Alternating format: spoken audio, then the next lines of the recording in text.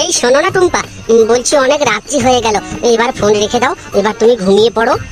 না আমি ঘুমাবো না, তুমি আগে একটা হাম্পি দাও, হাম্পি দিলে তারপর আমি ঘুমোতে যাব। কি বলছো কি লেওড়া, ফোনে হাম্পি দিলে কি তোমার গালে পৌঁছবে? সেটা ফোনের মধ্যে রয়ে যাবে তো। তুমি এমন কথাবার্তা বলছো, আমার হাসি পাচ্ছে। মানের মতো কথা বলো না তো, দাও একটা হাম্পি দাও, আমি ফোন থেকে চুচে বের করে নেব। কি যে বলছো লেওড়া, ফোনকে চুষা যায়, অন্য কিছুকে না হয় চুচে বের করা যায়, ফোন থেকে চুচে তুমি কি করে কিসটা বের করবে বলো? আমি ওসব জানি না, তুমি আগে আমাকে দাও, আমি চুচে বের করে নেব।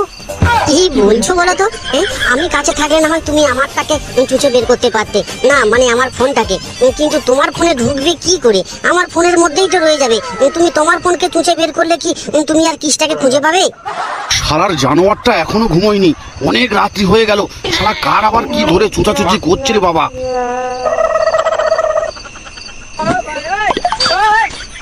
এই শালা জানোয়ার বাচ্চা মরকট, রাত্রি কটা বাজে তুই দেখেছিস? এত রাত্রে তুই আবার চোচাচুচি করছিস? দে দে আমার ফোন দে। শালা জানোয়ার, শালা এত রাত্রে আবার চোচাচুচির গল্প হচ্ছে। মাগিরের যত সব নাম্বার পেয়েছে, শালা রাত্রেবেলা ঘুমনের নাম চর্চা নেই, তাদের সঙ্গে চোচাচুচির গল্প হচ্ছে। শালা জানোয়ার,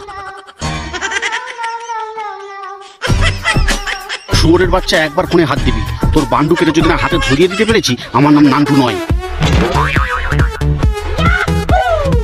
আর মেরেছে পড়া, বাবা ফোনটা নিয়ে চলে গেল। যদি ওই নাম্বারে একবার কল চলে আসে তাহলে আমি গিয়েছি। ফুটো, তুই পুরো ফেসে গেলি। না, ঘুমের গোষ্ঠীর গান মেরে গেল পাড়া, আর ঘুম আসছে না। কি হলো, ফুটো আর ফোনটা তুলছে না কেন? হ্যালো হ্যালো ফুটো, তুমি কি শুনতে পাচ্ছ? কি হলো ব্যাপারটা? তাহলে কি একটা চুমু চাওয়ার জন্য ফুটো অভিমান করে ফোনটা তুলছে না? আমি তো ফুটোকে ভালোবাসি, তাহলে ফুটো আমাকে ভুল বুঝছে কেন? এই অষ্টমী, তুই এত রাতে আবার ফোন ধরছিস?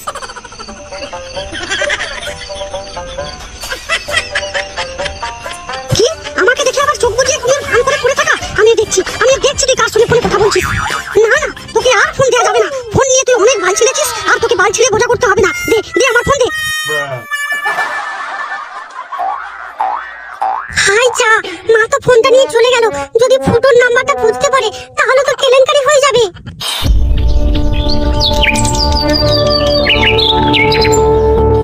না, এই নাম্বারটা আমাকে মেসেজ করতে হবে, কল করলে হবে না। কোন জানোয়ারটা আমার মেয়ের পেছনে পড়েছে, যদি আমি ধরতে পারি তার 14 গোষ্ঠী আমি উদ্ধার করে দেব। কি লেখা যায়? হ্যাঁ মনে পড়েছে। এই শোনো না, এই নাম্বারে তুমি আর কল করো না, কারণ এই নাম্বারটা আমার মা জানতে পেরে গেছে। আর আমি যে নতুন নাম্বারে তোমাকে মেসেজ করছি, তুমি এই নাম্বারে আমাকে মেসেজ করবে, ভুলেও কল করো না, বুঝলে? আর শোনো, আজকে বিকেলে তোমাকে দেখার খুব ইচ্ছে হচ্ছে। আমি তোমার সঙ্গে ঠিক 4টের সময় পার্কে দেখা করব, তুমি চলে এসো লক্ষ্মীটি। বাস, এই ভয়েস মেসেজটা যদি শুয়োরের বাচ্চাটা একবার শুনে যদি পার্কে আসে, আজকে আমি কুরুক্ষেত্র বাঁধিয়ে দেবো। শালা কিনা আমার মেয়ের সঙ্গে লটার পটর। যদি তোকে একবার ধরতে পারি, তোর টমেটা ছিঁচে তোর হাতে ধরিয়ে দেবো। আচ্ছা, তাহলে আজকাল এইসব মেসেজ পাঠানো হচ্ছে। লক্ষ্মী সোনা, লক্ষ্মীটি, পার্কে দেখা করো 4টের সময়। আমিও যাচ্ছি, আমার নাম নান্টু।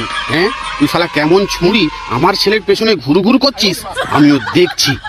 আচ্ছা, আবার একটা মেসেজ ঢুকেছে। কি লিখেছে?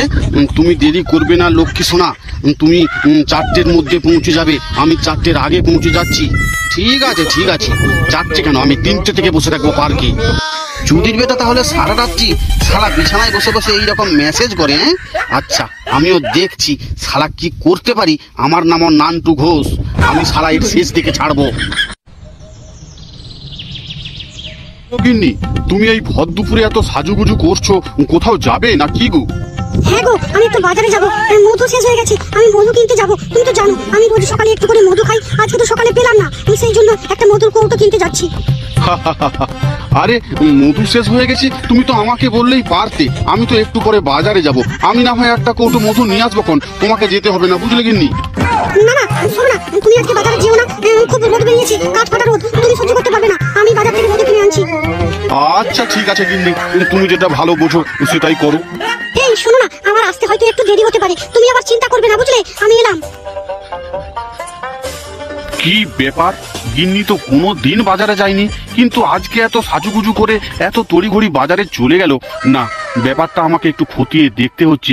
না, গিন্নির পেছনে পেছনেই যেতে হবে।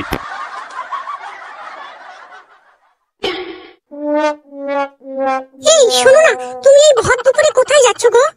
ওই যে যেই ছুরিটা আমাদের ফুটোর মাথাটাকে খাচ্ছে, ওই যে মেসেজ করেছে পার্কে ডেকেছে, তার সঙ্গেই পার্কে দেখা করতে যাচ্ছি। এই যে আবার মেসেজ করেছে, তুমি কোথায় গেলে গো, আমি এসে গেছি। ও শালা মাগিটা এসে গেছে পার্কে। নাগিন্নি, আমাকে যেতেই হবে, মাগিটাকে শিক্ষা দিতেই হবে। শালা কিনা আমার ফুটোর সংসারটাকে একদম শেষ করে দিল।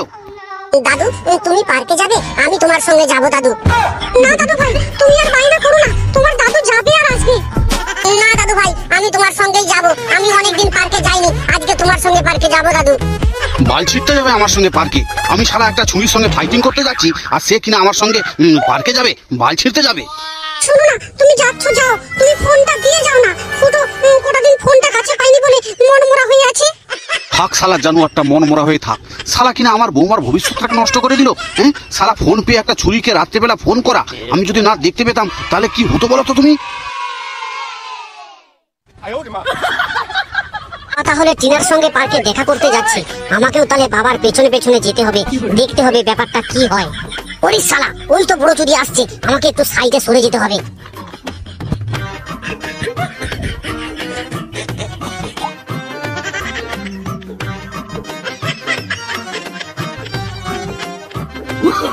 আর দাঁড়িয়ে থাকলে হবে না, বাবার পেছনে পেছনে আমাকে যেতে হবে। কি ব্যাপার, ছেলেটা এত দেরি করছে কেন? আমাকে তো বললো যে 4টের মধ্যে আমি পার্কে পৌঁছে যাচ্ছি।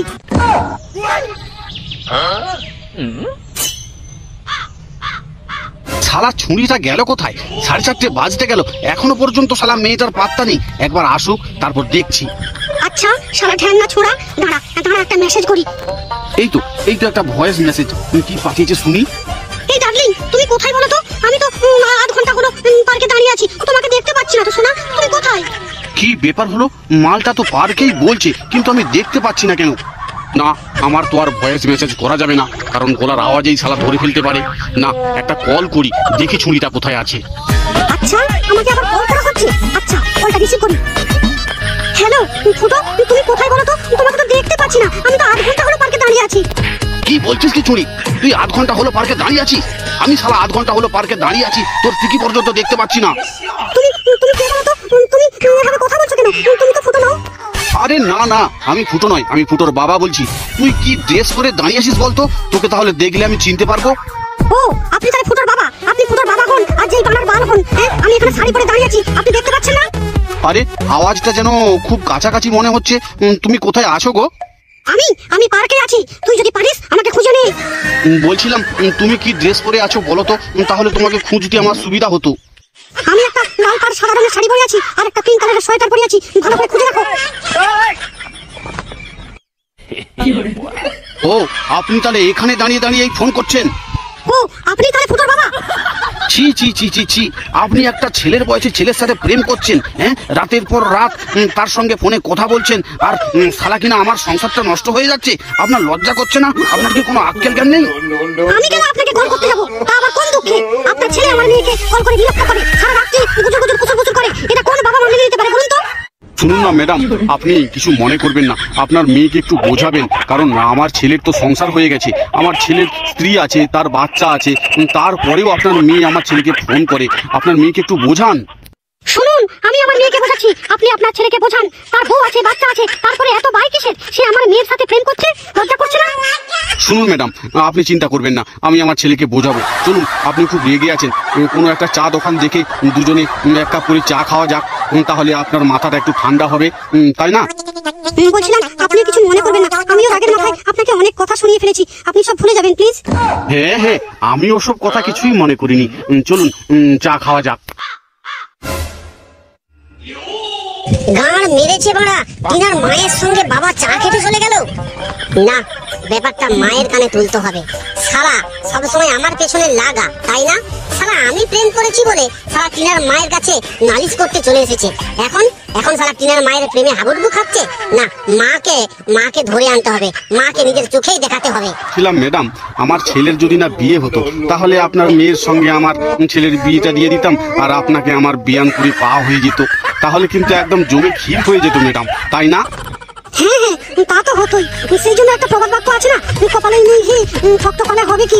আর কি করা যাবে, যা হওয়ার হয়ে গেছে। এখন যতটুকু আমাদের মধ্যে ভালোবাসা জন্ম নিয়েছে এটাই তাহলে থাক, এর থেকে বেশি বাড়াবাড়ি করা যাবে না। কারণ আমারও তো স্বামী আছে, আমারও একটা বাচ্চা আছে। দেখেছো মা, বাবার কীর্তিহারা দেখেছো? একটা ভদ্র মহিলার সঙ্গে কিভাবে প্রেম আলাপ করছে। বাবা, ওই তো মা কার সঙ্গে যেন বসে বসে কথা বলছে। কি গো টিনার মা, এই তোমার মধু কেনা হচ্ছে? তুমি তাহলে ছটফট করছিলে এখানে আসবে বলে, এইখানে এই নান্টু বাবুর মধু চুষবে বলে? হ্যাঁ, ছি ছি ছি ছি ছি, তোমার লজ্জা করছে না? কি গো ভদ্রলোকের বাচ্চা, তুমি ভেতরে ভেতরে টিনার মায়ের সঙ্গে চক্কর চালাচ্ছ, আর এই পাশে বলছো তোমার ছেলে ফুটো টিনার সঙ্গে চক্কর চালাচ্ছে। ছি ছি ছি ছি ছি, তোমার লজ্জা করে না? তোমার ছেলে আছে, তোমার বৌমা আছে, তোমার নাতি পর্যন্ত হয়ে গেছে, তুমি আবার টিনার মায়ের সঙ্গে চক্কর চালাচ্ছ। আরে না গো গিন্নি, টিনার মাকে বলছিলাম এই জন্মে তো তোমাকে পাওয়া হলো না, যেন সামনের জন্মে ভগবান যেন আমাদের দুজনকে এক বন্ধনে বেঁধে দেয়, এইটা নিয়ে আলোচনা হচ্ছিল আর কি। এ মা, কি বলছো কি গো? তোমার লজ্জা করছে না এই কথাটা বলতে? কি বলেন খুদিবাবু, একদিন হয়ে যাক না আপনার বউ আমার কাছে আর আমার বউ আপনার কাছে, তাহলে মজাটা কেমন হবে বলুন তো? একদম জমে ক্ষীর হয়ে যাবে।